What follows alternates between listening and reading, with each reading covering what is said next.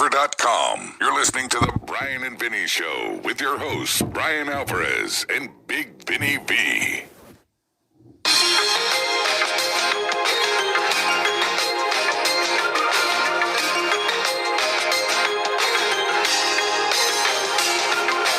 All right, the Brian, Vinny, and Craig Show here, March 10, 2020, figure4online.com/wrestlingobserver.com. How many shows left, Vinny? After tonight, Brian, a mere 2 episodes. Oh, my God, 2 left. Next week on this show, I'm going to say, how many shows left? And you're going to say, after tonight, 1 show. Then the week after that, I'm going to say, Vinny, how many shows are left? None? That's right, Brian. I will be. You've done the math. Well, I want everyone wearing suits. Okay. For that last show, once it fit. What are you looking at me for? Just because I wear a suit every 3 years, and by then I've gained or lost 30 pounds every time. It includes Rob. What are you going to wear, Brian? A suit. You going to wear one that fits? Well, actually, the reality is, the suit I wore when I accepted my award, it did fit, but when I sat down, it all bunched up, and I can't see anything, so I just did the entire thing. And then... Did it bunch up over your face? No, it's just all bunched up right here. I didn't realize till I watched the video. I was like, Jesus Christ, I look like I'm 4. You ever see the Mad Hatter or the Batman cartoon? Yes, Rob. Where's your flag? Jesus Christ. You never gave me a flag. I was just going to say, if you are having trouble, my son, my 13-year-old son... Oh, get out of here, Rob. Why does no one listen to me? The suit fits. I sat down in a chair and all bunched up behind me and all came up like this. Okay. Get out of here. I have not gained and lost 30 pounds in the last 3 years. That would be impressive. The same fucking suit that I wore for the last 2 times we took the same fucking picture, the 3 of us, remember? Your wedding, and then there was some other event. Your wedding. Your wedding, yeah. See, there you go. So, same goddamn suit. Anyway, what's the point of all this? I don't know. Oh, we got to review shows? I guess we can do that. We should. That's why we're here. Well, let's do it. WWF Monday Night Raw, March 12th, 2001. So last week, Steve Austin and Deborah react to her being named Rock's manager against everyone's will. He blames her when it's not her fault. Then on SmackDown, Rock is in a handicap match against Haku and Rikishi. He wins the match, but then Rikishi, who had vowed to give Deborah the stink face, lays Rock out and is... Deborah, even though he had publicly threatened her before the match, Deborah stands in the ring and pouts. So Rikishi goes after her. Steve Austin saves, but then as he is leaving, Deborah stays with The Rock and Austin is mad. And this is all very, very uncomfortable to watch. So here on Raw, Kurt Angle is pacing in the parking lot. There is one advertised match on this show. It is Undertaker versus Big Show for the hardcore title. Oh, man. Well, I hope you have a lot to say. Because I recapped the entire thing on Observer Live today. Almost took 10 minutes. Taker and Show? Oh, my God.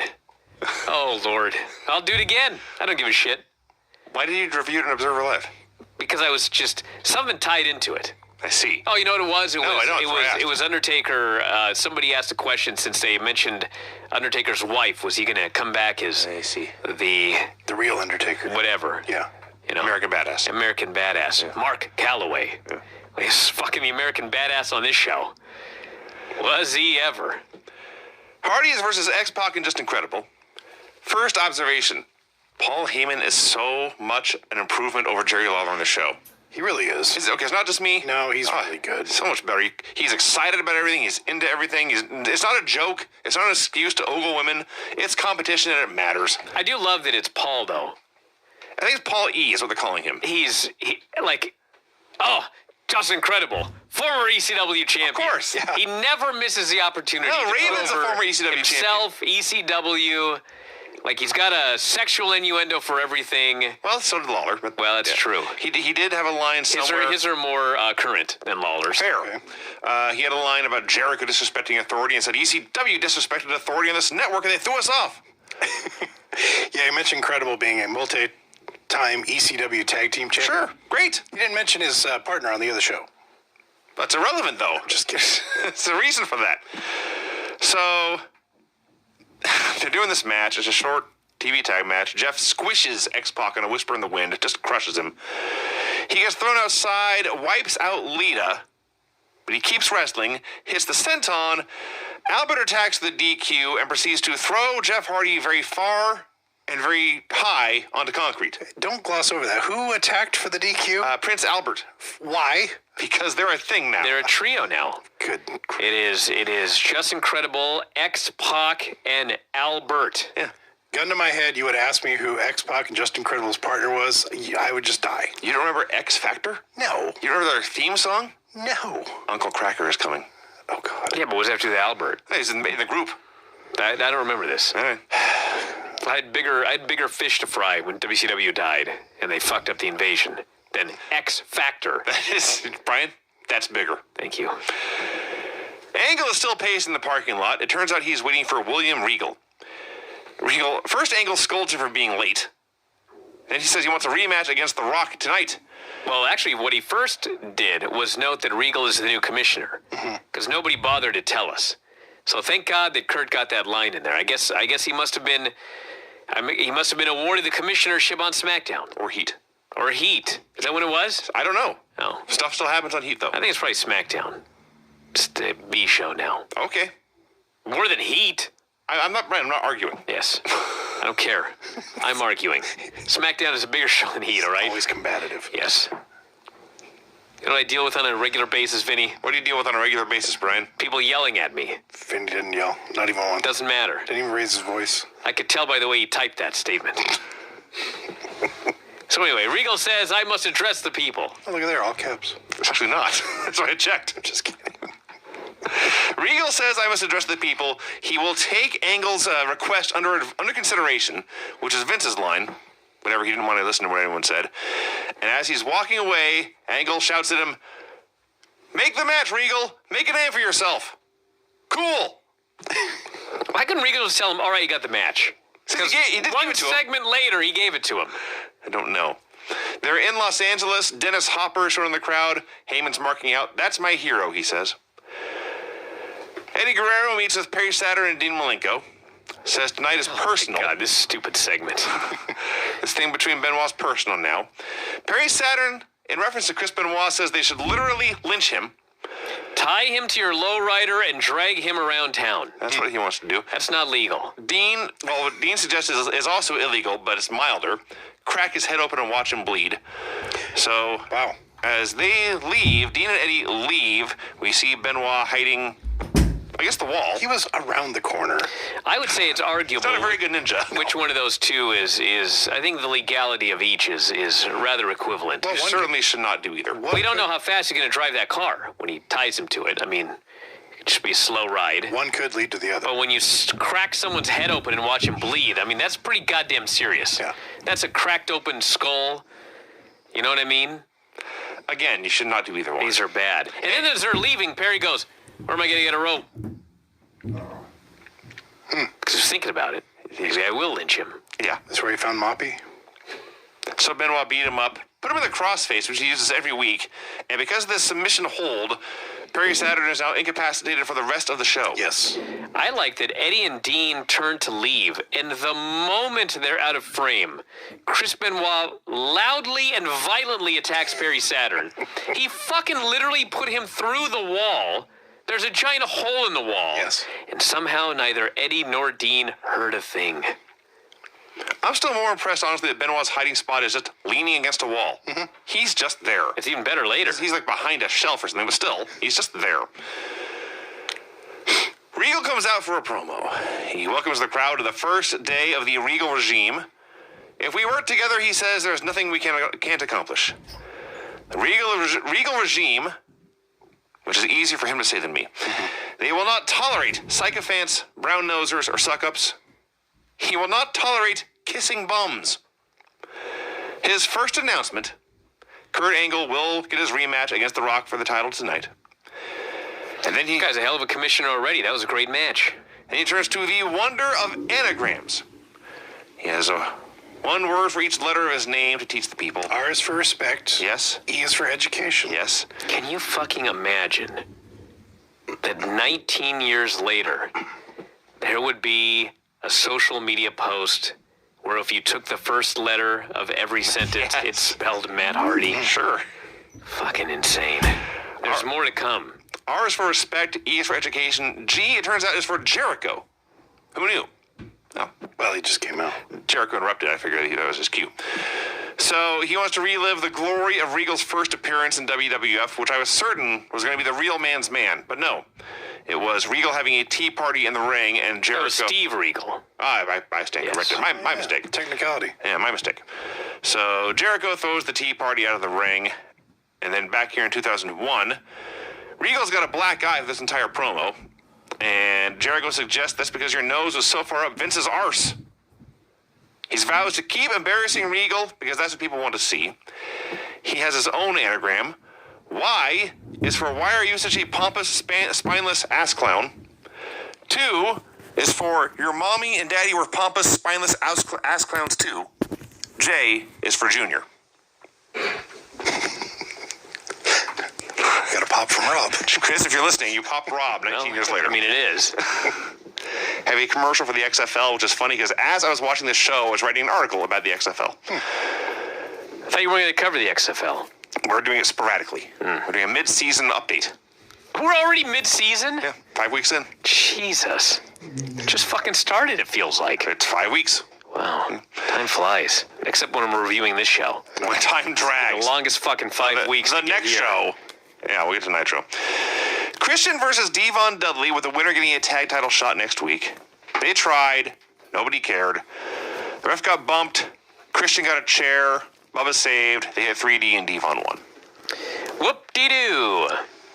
Steve is a singles wrestler. He can go. He's fine. It was They okay. had a fine match. A limousine arrives, and Paul goes nuts. Justifiably. Whoever is showing up this late should be fined and suspended, and I'll tell them straight to their face. And of course, Vince McMahon steps out, and he backtracks everything. It's Vince. Trish is with him. He proposes, since they're in LA, they should do a live Hollywood sex scene. Actually, what he said was, we should perform an old-fashioned Hollywood sex scene. I'm like, have you ever seen an old-fashioned Hollywood sex scene? He's looking at you, kid. This is not a ratings mover here. They basically did an old-fashioned Hollywood sex scene. They left the screen. That's true. And Trish just now has Stockholm Syndrome, I guess. No, it's part of the plan, Craig. It's part of her plan to get sweet revenge. Part of her revenge. No. Yes. Don't go down there again. That's all I heard about last week. Well, too bad. Eddie and Dean, by now they found We're out going to review that show, by the way. We'll find out for sure if she gets her sweet revenge. Oh, we are. WrestleMania. Yes, WrestleMania X7. We may as well review that the week after we're done. That's fine. I don't mind doing that. Not the whole thing. The people want it. We can do the best matches. It's going to be... Dude, we'll spend less time watching that show than we will watching both of these shows. This That's was back actually when true. shows were less than 3 hours. It's a 2 hour and 40-minute show. That's probably true. We can. I know it's true. This was not the days of 5-hour pay-per-views. That's a recent occurrence. That's true. Eddie and Dean, they realize Benoit's taken out Saturn, but they are smarter than Barry. And as one of them says, Mr. Pipe will be introduced to Benoit's head. So as they pass through a doorway, Benoit slams the door shut, which locks Eddie out on the other side of the door. Benoit grabs the pipe, he beats up Dean, lays him out, then invites Eddie in. Eddie tries to play nice, tries to back up, tries to make peace. Benoit says, I'll see you in the ring. And as soon as Benoit walks away, now Eddie's Mr. Tough Guy. Come on back here and say that. It's actually even better physical comedy because Benoit attacks Malenko and leaves Eddie outside. So Eddie's banging on the door trying to get in as Benoit's destroying Dean Malenko. Then Benoit opens the door and Eddie rushes in. But as he rushes in, Benoit's behind the door. And this idiot Eddie doesn't even turn around. Yeah. So he's looking at... he's looking at Dean. Where's this guy at? And he turns around. Oh, there's Chris Benoit right there. So then he begs off and everything like that. And Benoit just says, it's time. See you in the ring. And as he turns, as soon as he's walked away a ways, now Eddie's got the fire back. I'll see you in the ring. Classic. Cowardly heel. We cut to the announcers, where Paul Heyman gleefully, enthusiastically wants to talk about this upcoming sex scene. And Jim Ross is so embarrassed he can't even look at the camera. It's awesome. Regal then announces to Jonathan Coachman, that Jericho, I should say, has a match tonight. It will be a non-title match against Right to Censor.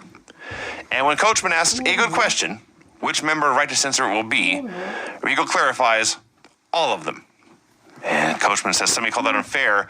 Regal says, I call it the spirit of good competition. And everybody laughed. And he sips his tea. So if we watch only the matches from WrestleMania X7, it's 2 hours and 15 minutes.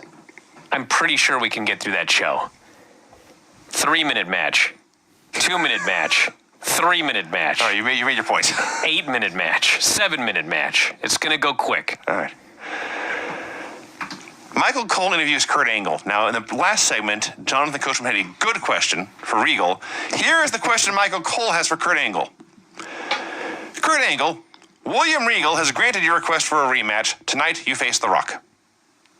That's not a question. It's not a question in any way.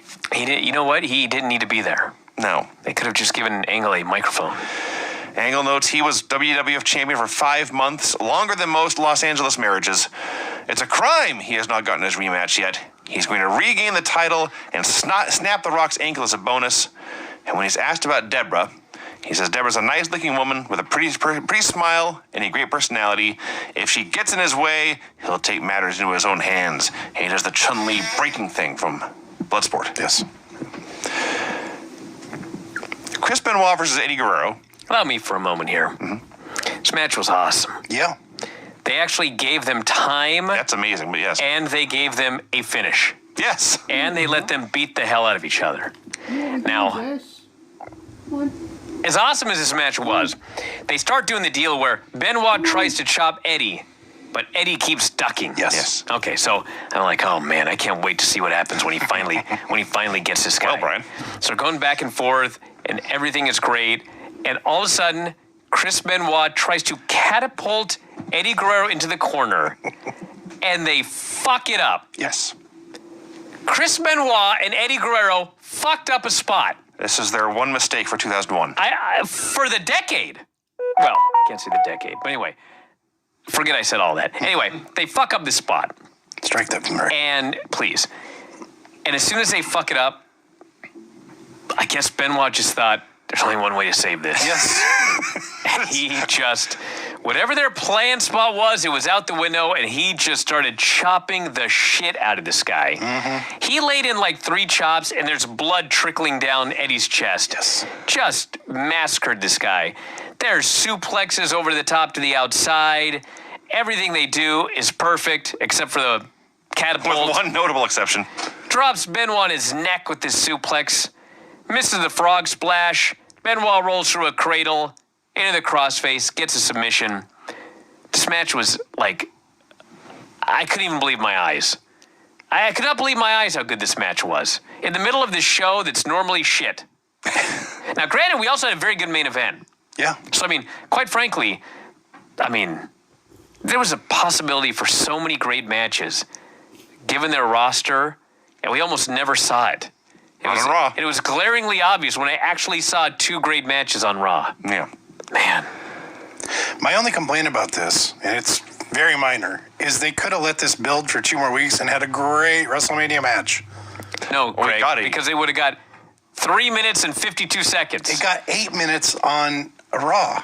Or maybe 7 minutes and 8 seconds. One of them did have a great WrestleMania match. One Wrestle Test. I was going to say, yeah. Oh, Kurt Angle, Chris Benoit, 14 minutes. Yeah. I'll take that. Okay. Yeah. Vince and Trish go for a walk, and I simply wrote down, she has a beautiful smile. And I assume Vince said that, but they may have also been my own observation. So Vince and Trish come out for a promo. Jim Ross plugs Vince McMahon's upcoming interview with Bob Costas by referring to Costas as, quote, that little short guy on NBC. Well, I'm sure that drove fans by the thousands to HBO or to NBC. Boy, did that end well. Yeah.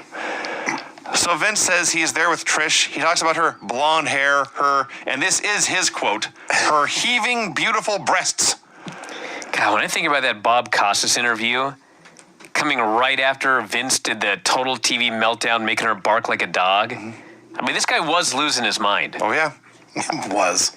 He got it back for a while, but... Well, this was as we're getting into here. I think this is where Vince realized how much money he was losing in the XFL. Yes. So they actually recapped what happened last week. I was stunned by this. Yeah, they showed like most of the whole thing. They showed still pics, but they showed it, and if you'd missed it, he described it pretty accurately, explicitly. Trish then says that he has no idea how badly she is willing to degrade herself. That's lovely. For the right cause. For the right cause. I'm sure that will play into her sweet revenge later. So Vince says on SmackDown, they brought Linda out in her wheelchair. Now, she can still see and hear everything, she says. He explains this. He explains that his wife is still of sound mind, but they have drugged her into a coma, but she's still aware of everything that's going on. What a horrible villain. Vinny, it's stupid. It's like Clockwork Orange. It's absolutely beyond stupid. It's incredibly stupid. So here's a replay of Vince and Trish swallowing tongues in front of Linda on SmackDown. Then they decide it's time for more whatever. He tells her to lie on her back, and he lies down next to her. Then she whispers something in his ear. Vince says, that's too good for people to see. We're going to go back to our locker room. What a Hollywood sex scene. And enjoy ourselves. This must be a new Hollywood sex scene they're going to do. Starts to talk. There was no line here about a casting couch, by the way. It seems like it writes itself. Mm-hmm. So Vince starts talking about Linda again when his music starts. He is outraged. He wants to shut down, but his music is also Shane's music. And an angry Shane McMahon comes down to the ring. I got to see Shane run. It's so comical. He actually was an athlete, too. It's the funny thing. Okay. You insist. Vince wants a handshake, then he wants a hug. Shane gives him punches and headbutts instead. Regal makes the save, although Shane beat his ass too, which is comical. And then Vince runs away. Shane does eventually run after him. Vince and Trish dive into the limousine, which peels out of the building. Isn't it funny Shane didn't potato his father? He did not. Weird how that works. What the hell was Shane's athletic background? Didn't he play high school football? Am I wrong? I remember he had a great leapfrog, legitimately. Okay. He could do a shooting star press. Sure. Well, He jumps far on the coast to coast. he falls well. You got me there. Yes. Chris Jericho versus Right to Censor. Am I the only one who thought this was shockingly good? I was really mad. Okay. So it's Jericho RTC's handicap match, so the heels have to tag in and out. Okay. So it's at one point there's issues. Goodfather gets bumped. He gets pissed. He walks out. Well, Buchanan punched him on accident. Yes. Bull goes after him. They get into a brawl, and Stevie tries to break them up. So basically, it's now one-on-one with Jericho. Yes. So Jericho puts the walls on Val Venus, and I'm like, this is awesome. He's going to submit this guy. He's won this handicap match. He's foiled Regal. Now Regal's going to be even more pissed. Jericho's going to be even more of a douchebag to him. Like, this is awesome. Instead, he puts on the fucking walls. The three guys that hate each other all hit the ring. He puts the walls on each of them one at a time. And then finally, in the middle of this, Val pins Jericho. He did hit a blue thumb. What? He puts the walls on Val. He puts the walls on Bull. He puts the walls on Goodfather. Each time, there's a bigger pop from the crowd. Stevie jumps on the apron. Jericho goes after him. Stevie jumps down. Val hits a lariat and a blue thunder bomb and pins him. It made Jericho look like a geek. Well, These three fucking guys all got in a fight, and they still beat him. They weren't fighting at the time. They got over I it. know, but don't do the breakup angle in this. This would have been way better the other way.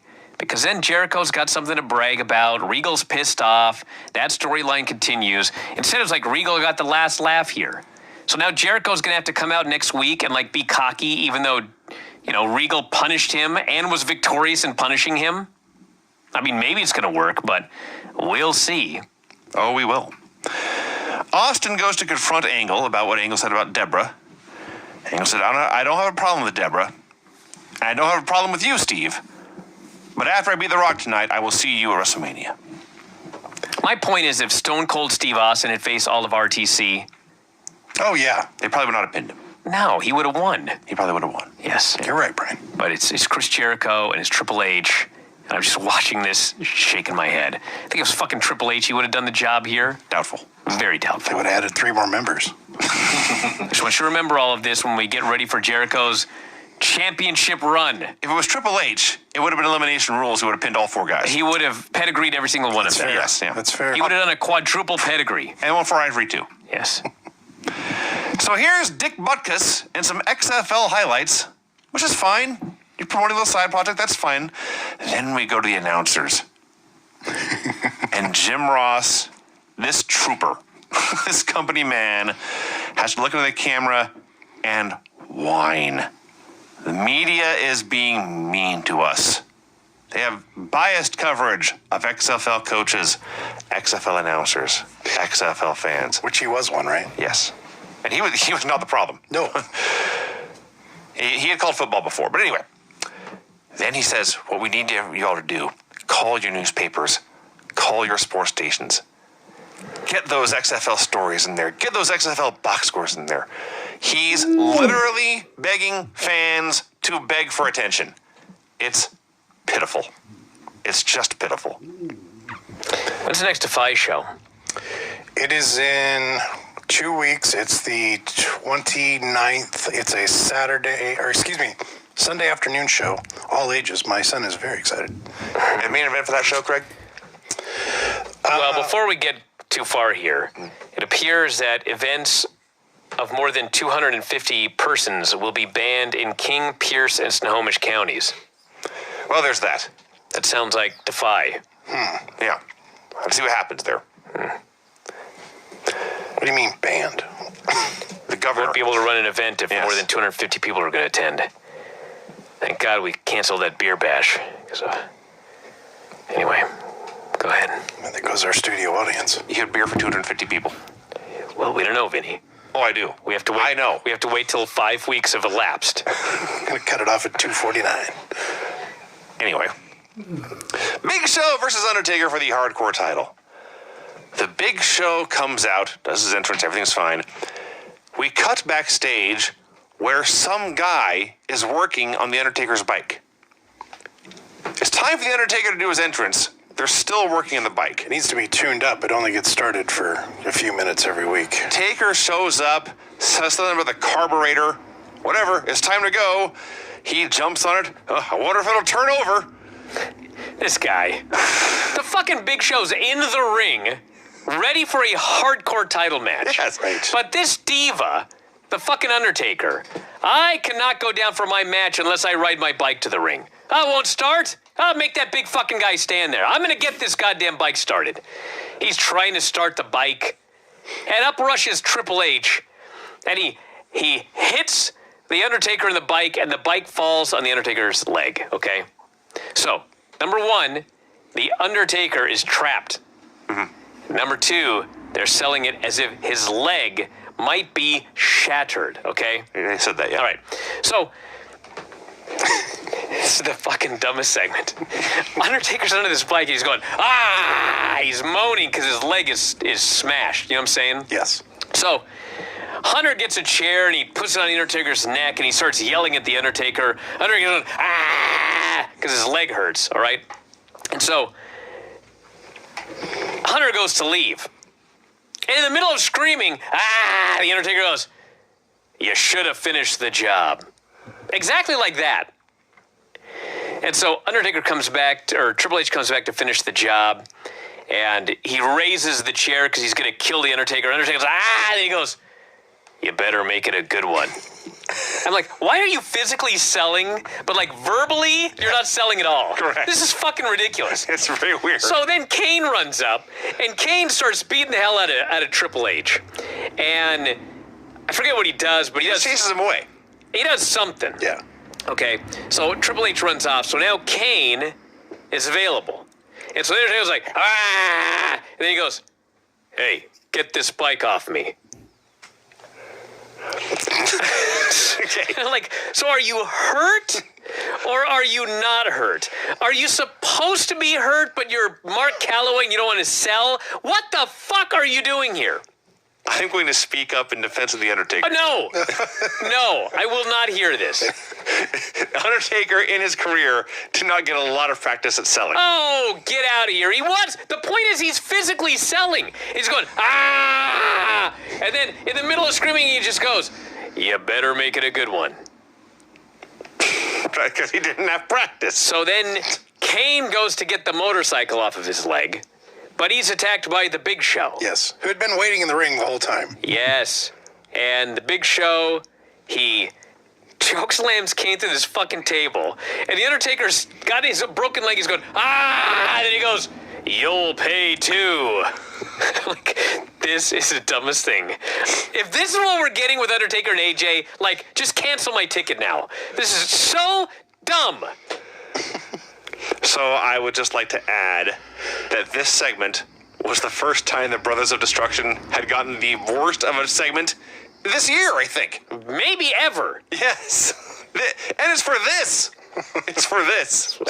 That's more my point. Just ridiculous. Is this better or worse than last week when they were walking to the ring? This is much worse. Oh, not even close. At least when they're walking to the ring, I'm okay with them saying funny things, like normal people. He's got a goddamn broken leg. They were much more believable last week. Yes. Than Undertaker's on again, off again, shattered femur. Gosh, I hope Undertaker can make it to WrestleMania. We'll have to wait and see, Craig. Have to wait and see. Fucking Edge made it, so anyone can. The APA is drinking at WWF New York with Jackie and several other Cougars. Somehow they determine the beer is on Steven Richards, and everyone's happy. Austin meets with Rock, tells him if anything happens to Deborah, he's going to whip Kurt's ass, then he's going to whip Rock's ass. Rock says he understands. Don't ever come in a Rock's locker room and tell him about his responsibilities. Tonight, I am concerned with Kurt Angle. You should be concerned with getting ready. We are told that China wants to face Ivory again. Paulie says you can't do this. You cannot face a champion with an injured neck. And we have a clip from Heat, Brian, because things do happen on Heat, of Ivory accepting China's challenge for WrestleMania. They showed the bump where she supposedly injured her neck again. Where she hit a cartwheel? Oh my gosh. That was almost as unbelievable as Taker selling. It was wacky. Test versus Raven for the European title. They had a match. Test won with his boot of death. Apparently the night before, Raven's Ninja Girl was revealed as Tori, believe it or not. Or was it? Yes. So we never see her again? They did just mention she's not there now. Yeah, she's done. Where the hell was I? Rock versus Angle. Before that, though, there's a few things. First of all, the very first My Way hype video for Rock and Austin airs. If they had kept these two men off TV for 6 weeks and not done the stupid Deborah shit and just shown these videos, 1,000,000 times better. 1,000,000 times better. It's great. A classic WrestleMania moment is Undertaker pitting Diesel. Convenient timing. Was it ever? Man. And then, yes, Brian, Kurt Angle versus The Rock. Holy smokes. This was pretty good. It's a very, very good match, and the most astounding, well, isn't astounding. It is if you watch Raw nowadays. The fans are so into The Rock. Well, yes. Holy smokes, that guy does anything. And the women scream at the top of their lungs, the guys cheer. Everybody loved The Rock. The crowd this is not a dead crowd for the whole show, but they were a wrestling crowd. And then for this main event, the whole mood of the entire building changed. It felt like a completely different show. And not to knock anyone, a much better one. You know what's amazing about it, too? Rock wasn't going for the title. He already had the title. He was defending. But my God, he made any sort of little comeback. Yeah. They just lost their shit. And they really didn't do that much. No! The biggest spot... They worked. The biggest spot in the entire match is a bear hug. That's the biggest spot? Yes. I think there were some spots a little bigger than that. I mean, there was a spine buster. Not if you judge the reaction of the crowd. Maybe the people's elbow itself. There was a people's elbow. There was a moonsault by Angle. Yes. So there is a spot where they're outside the ring. Rock throws Angle into the ring, and Angle rolls into the ref, and that's how they bumped him. That was goofy. Yeah, like sold his knee like it was a trick knee or something. Well, it was one of those deals where all you see is a dude roll into the ring and then the ref's down. So they felt they had to show you the replay. They should have just not shown you the replay. Yeah. So everything's going great. It's been a pretty fun show. It's a great main event. And then Kurt Angle, who, I would like to remind you, was champion for 5 months and has been desperate to get it back ever since. He puts The Rock in the ankle lock. The Rock crawls and crawls. He gets the ropes. And then he taps out. and then the bell rings. Yep. So I'm thinking, okay, disputed finish. They can do another rematch next week. Great. No. The finish is Kurt Angle is disqualified for not breaking the hold. Yep. He is disqualified for kicking too much ass. He is disqualified because he would not release the hold to get back the title that he wants back so badly. That pissed me off. What a dipshit Kurt Angle turned out to be. Well, yeah, he's a dumb heel. He's a dumb heel. I liked when they rang the bell and Earl hadn't even signaled for the bell. That was also, I legit, The bell just rang and I thought, was that a time limit? I thought Deborah had rung the bell to save The Rock. That was what I thought had happened. So now Deborah's in the ring, and Kurt, she did promise if she got in his way, this is what he would do. He throws her down. He goes to put her in the ankle lock. Austin saves, tosses Angle out of the ring, turns around, grabs The Rock, gets a stunner on him too. Okay. That's fine. That was a great main event. Hey, listen, we got 2 great matches on this show. You hear me? Yes. We got 2 great matches. I didn't see anything that was terrible. No. Although Undertaker Big Show was terribly funny. I did It was laugh. good terrible. It was a good terrible. Yeah. It made me very happy to recap that twice today. So overall, I give this show 2 thumbs up. Sure. You ready?